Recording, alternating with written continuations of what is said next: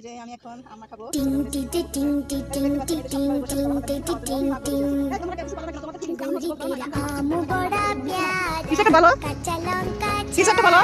বলছ না কিছু তুমি? তাই করে নাকি? তো আম্মা এখন বলবে আম্মা কেমন হচ্ছে? তারপর নুন তেল দিয়ে আচ্ছা করে এই যে দেখতে পাচ্ছেন আমাকে মধ্যে প্রথমে যে শুকনো মরিচ আছে না, শুকনো মরিচে যে শুকনো মরিচ দিলাম, কাসুন্দি দিলাম, তারপরে হচ্ছে এই যে গুঁড়ো মরিচ দিলাম, এই যে তারপরে এই যে গুঁড়ো আছে না, এটা একটু দিলাম। খেতে কিন্তু ভারী মজা হবে, তাই না? কিছু বলছো না কেন তোমরা?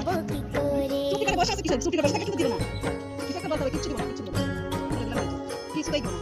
খাওয়ার অনুভূতিটা কেমন লাগে? ফিলিংসের কথা বলো না কিছু না তোমরা? বুঝতে পারছো তোমরা? ও সরি আমি ভুলে গেছি। আজকে কি দেন?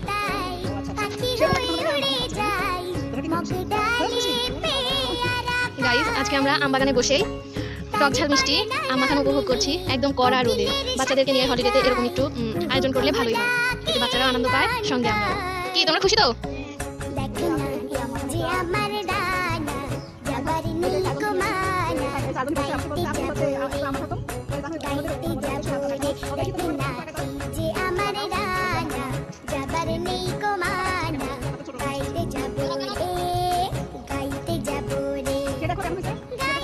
তোমরা রিভিউ দাও আন্টির আমবাগান কেমন হয়েছে? সেই মজা ভারী স্বাদ, সেই স্বাদ, না আবার ভারী মজা, সেই স্বাদ ভারী মজা।